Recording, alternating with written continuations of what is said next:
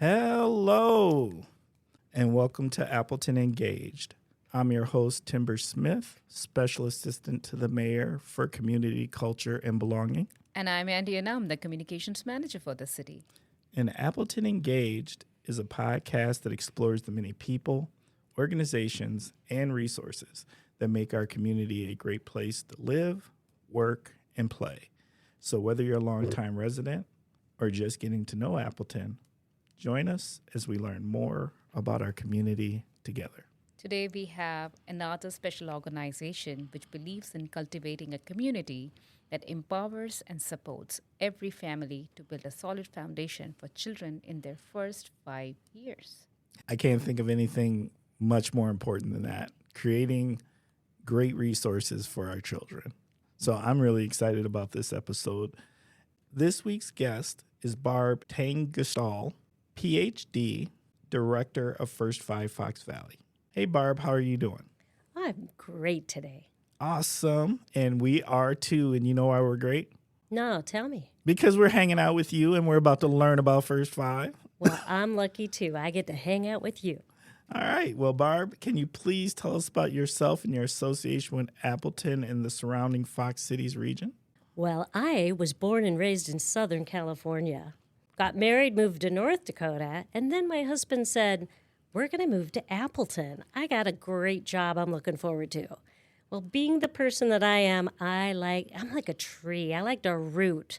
So when I was going to be uprooted, I was thinking, Appleton, Wisconsin, what is that about? But what I found was an amazing community filled with music and theater, great schools, neighborhoods with parks and places to play, and my children settled in pretty well. My son went to Appleton North, met his wife-to-be. They were high school sweethearts. They're in Ohio now. My daughter had great teachers in which saw her potential and had a chance to become a nationally certified dog trainer right here in Appleton.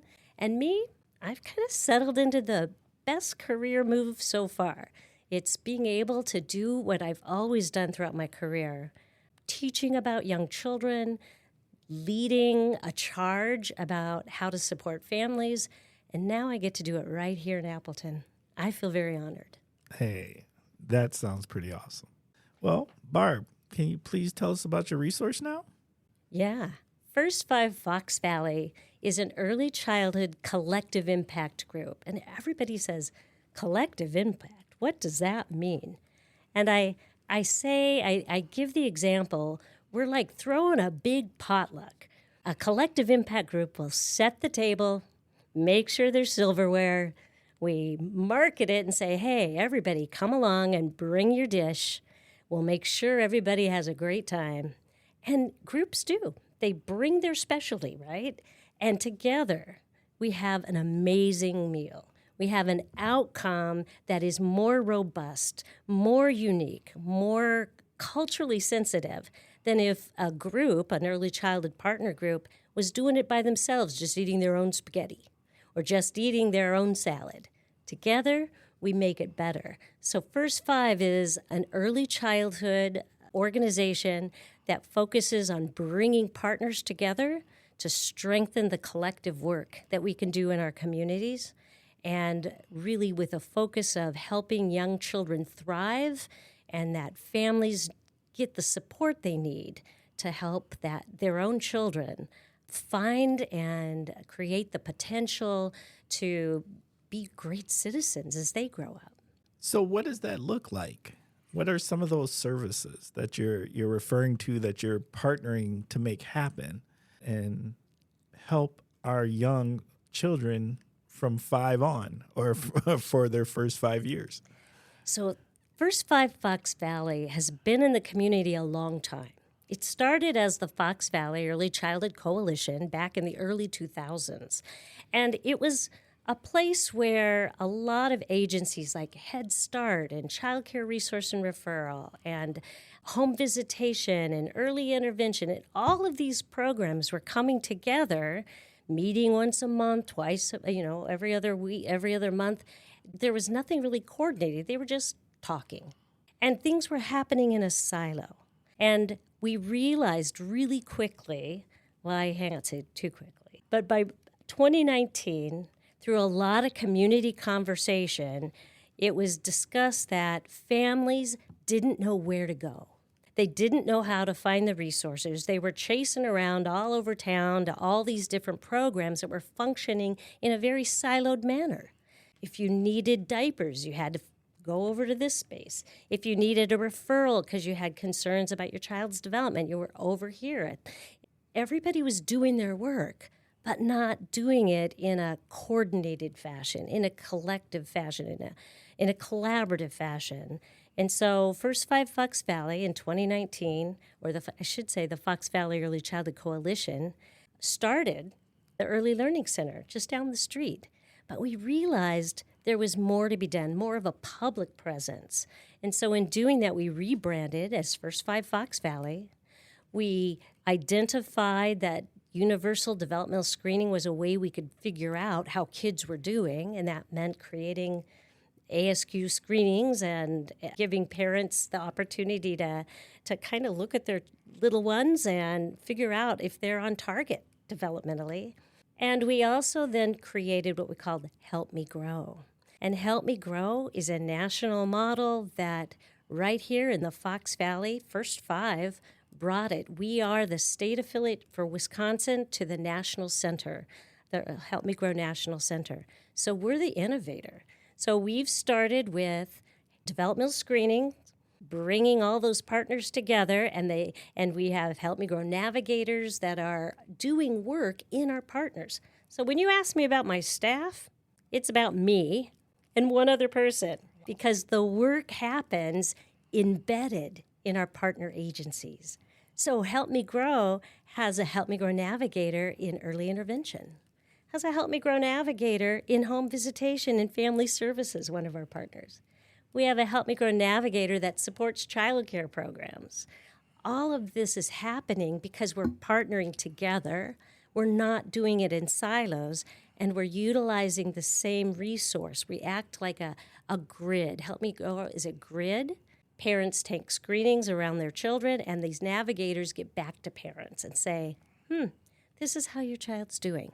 But it's not, we don't have just one organization. It's all of us together doing the work together, kind of rowing the boat around supporting families and developmental milestones for kids, making sure that they get to a point that they are on track and ready for school. It's so reassuring to have an organization that helps families, and I could see it's multilingual and free and accessible. So how do people get referred to the organization? Like, do you work with schools or do you work with clinics? What's the process? So Help Me Grow, which is one of two programs at First 5 is incubating. Help Me Grow, to find out about it, we have a website, we have referrals, we have 53 child care programs that are already having every single child in those programs getting a developmental screening. So how you find out about it is we go where families are. So we have a Help Me Grow navigator right at Theta Care. Where parents are is where they can connect with us. And if they can't find us, we'll find them. We're at the Kids Expo and the butterfly fairs, and we're at the park meetings. We're at places where families go and are. But if they can't find us, there is a centralized phone number, an email, and website to connect. So once your family finds that there are some developmental milestone the child is not reaching, and when your organization also kind of just go with the same understanding, how you help this child? Oh, this is the best part.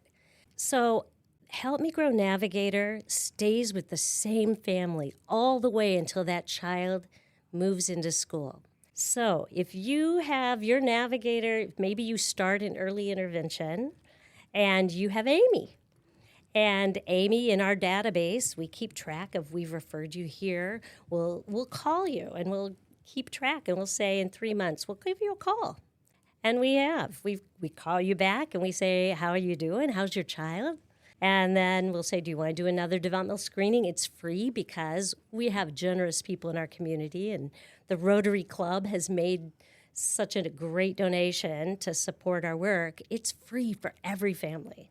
There's no barriers at all. And then Amy will call you back. And if there is an issue, say your child has a challenge or has a monitoring concern, we'll give you resources. We know where to make referrals. Mm-hmm. Say you get a diagnosis of autism and you're like, oh, I don't know where to go. We're there for you. Amy will give you those resources. We can give you, if your child's doing great, we'll even remind you a little bit about, don't forget, read to them, sing to them, hold them close. Routines are important, things like that. What's the service area of First Five?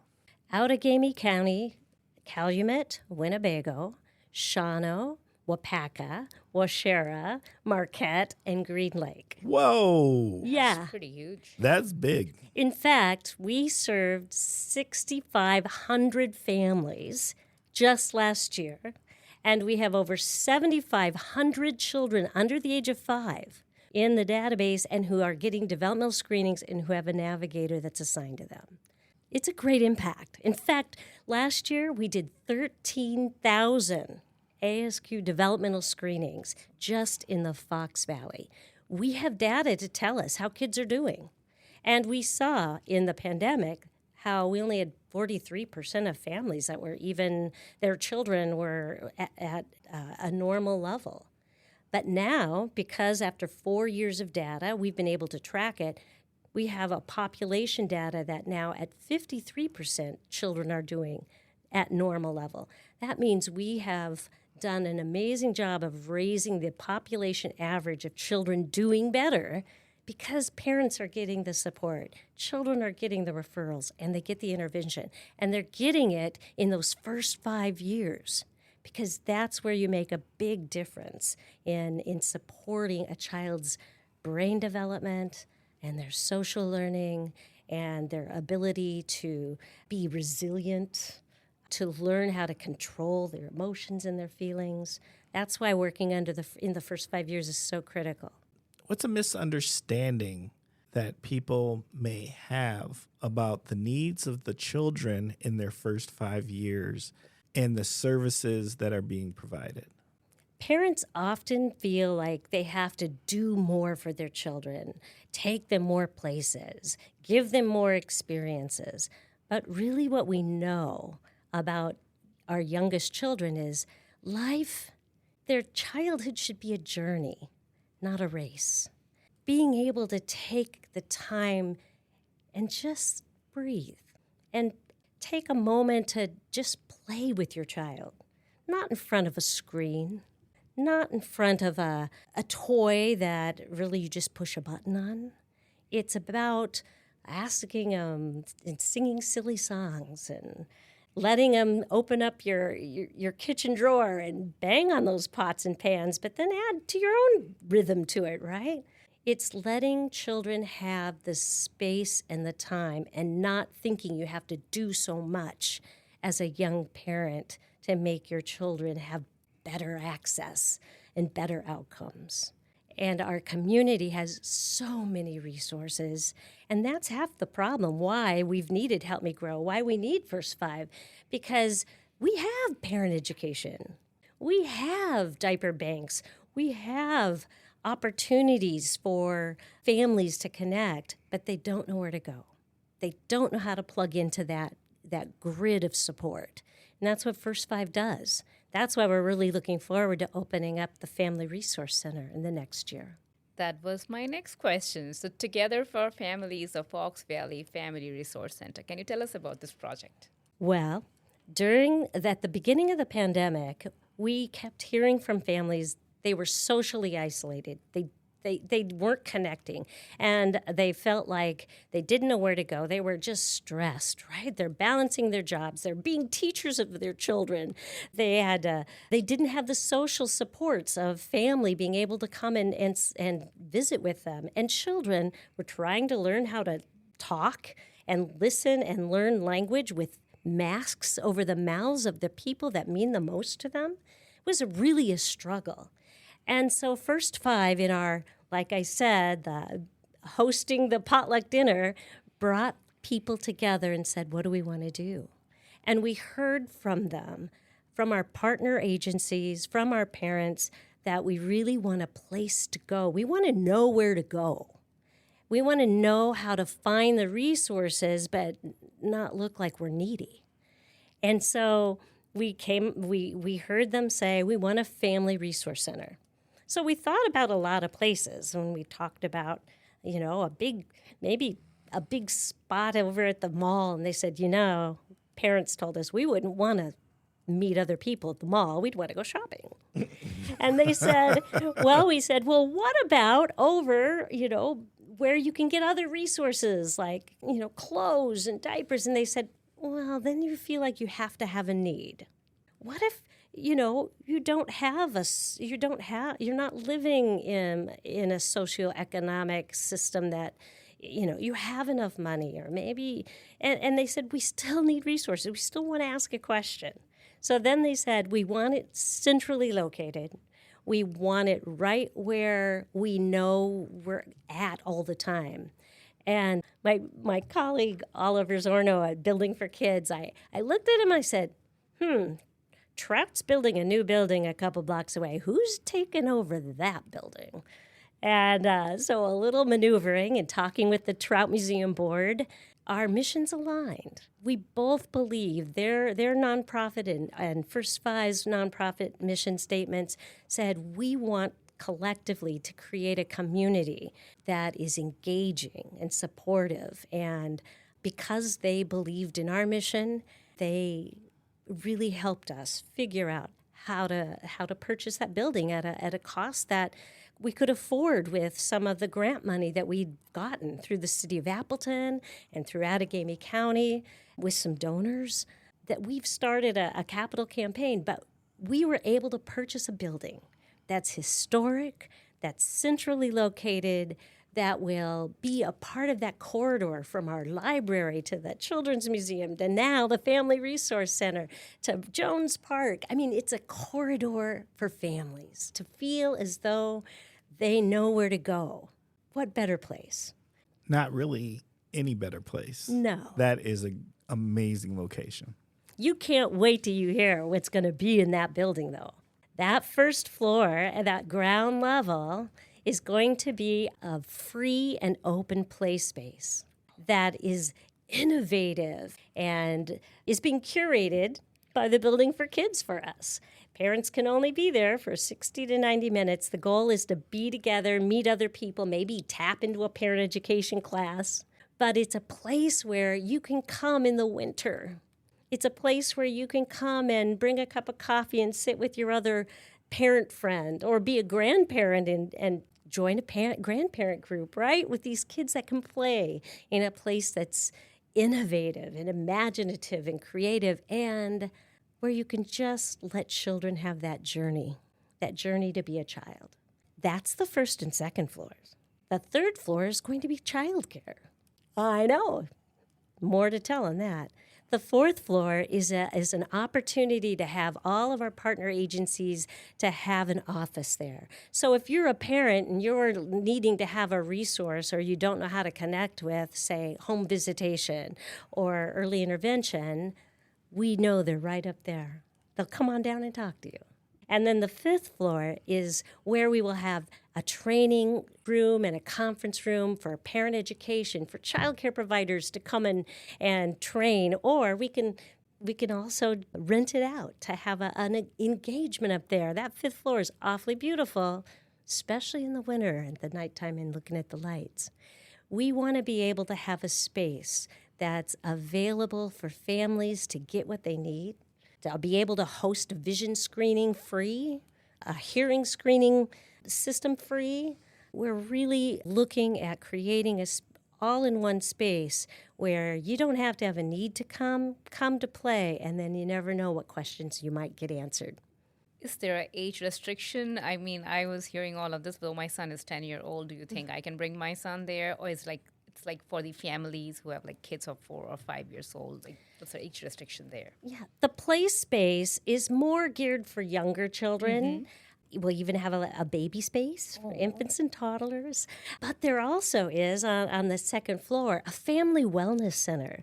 So we will have family yoga and mindfulness experiences. You could have a Lego club and just rent out or be a part of that, or sign that room up and have a Lego club that just meets there. Oh, I'm in. That's I know. amazing. and a puzzling space and a board game space. But the climbing structures on that first floor are going to be more for children, say, under the age of 6 or 7, but it doesn't restrict the other activities on that second floor for some older children. That's exciting. Barb, can you please share a story with the Appleton Engaged listeners that'll help us understand the importance of First Five? Last October, we had a grandma that called, and she said, I just moved here from Milwaukee, and we have an apartment, and I don't have any furniture, and I got my daughter and my granddaughter, and I saw a flyer at an event, and so I'm calling to find out how you can help me. And so we said, well, how old's your child? And it was a 3.5-year-old. So we started with a developmental screening. She came into the office, and it was 3 generations all living in that same apartment over in Grand Chute and talking through. They didn't know how to connect with childcare. So the mom, who was just a young adult, had a job, didn't know what to do about transportation and other things. So we got them hooked up with Head Start, made sure that that developmental screenings were okay, needed some clothes, a coat for their granddaughter, and a few other things, and was able then to get that family connected when they were new to the area, and also now have a family navigator that's been following up with them. And the great thing is that young mom who started her living at home with her grandmother is also now working and has her daughter in her own home with her, has her own apartment. She was so excited. I got my own apartment now. But it took just knowing where to go and how to support a family. And First Five, we're all about 3 generations. It really does take a village to raise a child. I can tell you other stories, too, about a grandparent getting custody of their child and not necessarily knowing how to support them. And when we talk about her need, she just needed her piano moved from the garage to the house so she could teach her grandsons how to play. That was her respite for her. We got the Veterans Council to come and help move it. So we're here for families with young children. You never quite know what you need or where to go, but there's a lot of resources here. That's what makes our community amazing. Are there any upcoming initiatives, events, or engagement opportunities to learn more about the organization?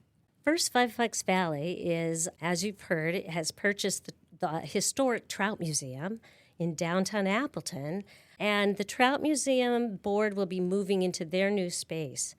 We do have some grants that we've received to purchase. We're putting in a new roof and a new HVAC and solar panels, but there's a lot more to be done.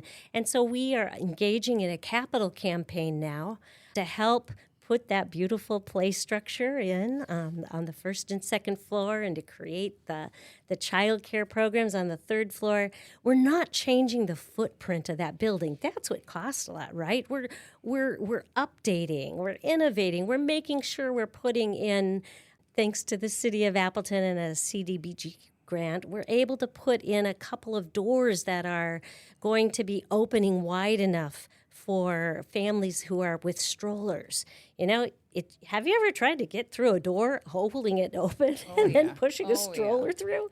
Those types of things.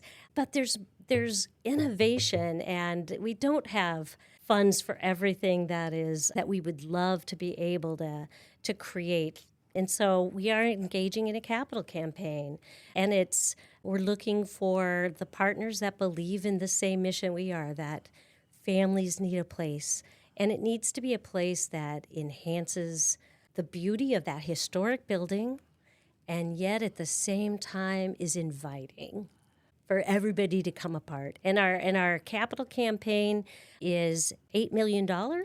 We already have $3.5 million of that raised and have purchased the building. $5 million of that is innovating the building, and then another $500,000 is going to be for programming. Of course, you have to have some staff, right, to start that up. And then we were always told, make sure you have some type of endowment, because old buildings take a lot of money. So we made sure that we've created a space and some extra, about $1.5 million in there that'll be used and put aside to support the building itself and the nature of that. So that's our capital campaign, and we would love for anybody who feels that that's a mission to them to join in and join us. We plan to open summer of 2026. Oh, that's coming fast. Oh, please. I got a lot to do, don't I? Yeah. Well, you've kind of already opened the door to this, but I'm going to ask anyway. And that is, what can the community do to be helpful? Help us create the space that you want. We have parent ambassador program. We have parents that are sitting on the steering committee and leading this charge. And they're telling us, Barb, we need to be open these hours, or we want to be engaged. How can we also make a donation when we don't have very much money? And so one piece is we have stones. Write your child's name or design them, and they will be embedded in the river in the first floor. So for even just creating a stone, you can be a part of the foundation. Everybody has something to contribute. Sometimes it's volunteer time. Sometimes it could be shared wealth. Sometimes it's just the vision and community. Be excited. Join us. Rise up. Rise up and support families. And when you see changes going on in that building, please celebrate. Celebrate, because we're coming together as a community to make that happen for families. How can people get in touch with you? I am available at First 5 Fox Valley, and we have a website, www.first5foxvalley.org. My email, director@first5foxvalley.org. We have a phone number, 920-422-5437. And we're always at events where kids are at. Pick up a flyer, pick up a rack card. Look at this podcast. Find out how to get connected to me. Find my partners. We all know each other. You might be at the CELC. You might be at the YMCA. We're all partners together. Everybody's bringing their dish to the early childhood table. We all know each other. And Appleton Engaged listeners, we will definitely have contact information in the podcast notes. So please look at the podcast notes if you wish to get in contact with First 5. But at this time, Barb, is there any additional information you wish to share with the Appleton Engaged listener that maybe we didn't ask a question about? I think I have one thing I'd like to say. Okay. It's important to realize that young children's brain architecture is growing in those first 5 years so rapidly, and that things that you do, like toxic stress or a move or even the climate in which our young children are living, can affect that. And so as a community, we need to really rally around and create an environment, support families, understand that there's so many things that can affect a child's development. So as a community, let's be that village and give kids the best they can. And I think that First 5 can help you lead the way, but children need us. They can't be the ones that vote. Parents have to vote. Grandparents have to vote. We have to stand up for children because what they're growing inside their brains in that first 5 years needs our help. Those are golden words. Now is the time to shout out. All of our partners, oh my. Family Services, Early Intervention at Valley Packaging, Birth to 3 and Theta Care, Family Services, Community Foundation, Building for Kids, City of Appleton, Outagamie County, Mary Parsons, my board, Peter Kelly, Wendy High, Nancy Jones. We have partners at People of Progression, Catalpa. We have a navigator at Catalpa Behavioral Health. We have partners in Wapaka Public Health, CAP Services in Washera, Winnebago County. We have Help Me Grow Navigators, Child Care Resource and Referral. Oh, we're blessed to be in the same building with them, and hopefully they'll come on over with us. Parents. Our parents are amazing. And Community Foundation has been so supportive in terms of helping open doors. And the Trout Museum Board for believing in us and sharing the resource that we are now the keepers of for the next few generations. And I'm going to do one more shout out, and that shout out is the foundation of this entire conversation, and that is shout out to the kids. Yes. Absolutely. Absolutely. Kids, we got your back. Facts. Well, Barb, we just want to say thank you. At this time, Appleton Engaged listeners, we're going to start wrapping up this episode. Thank you for spending time with us and giving us your minds and your ears, caring about this community, spending the time to learn about another amazing resource in our community, helping to make it a better place for all of us. And in this case, the future, our children. But Appleton Engaged listeners, you know what I'm going to say? We are on a mission to become the #1 podcast in Northeast Wisconsin, and we can't do it without your assistance. What does that look like? Well, a couple of different things. As you listen to these episodes and you come up with questions you would like Andy and I to ask our guests, let us know. If you would like to be a guest, let us know. And if you know of another amazing resource out there in the community that we haven't already had a conversation with, let us know. And you can let us know by emailing us at belonging@appletonwi.gov. Once again, that is belonging@appletonwi.gov. Also, we think we have something pretty amazing here, our own resource in Appleton Engaged. And Andy and I are both firm believers that the more informed our community is, the stronger our community is. So we want more listeners to learn about this podcast. So how does that happen? Well, once again, we need your help. And that help looks like this. As you are listening to this podcast and you see that subscribe button, why don't you press it? If you see those stars out there and there's a 5-star opportunity to give us a ranking, why don't you give it to us? And lastly, if there's an opportunity to write a review for this amazing resource known as Appleton Engage, write that review. All these things improve our analytics, and the better our analytics are, the more eyes and ears get to learn about this amazing resource known as the podcast Appleton Engaged. A huge thank you to Barb and her team at First 5 Fox Valley for joining us on the podcast. We are very excited for the new project, and we are really grateful for the meaningful work you continue to do and making a difference in the community. Thank you. And until next time, stay engaged and stay curious.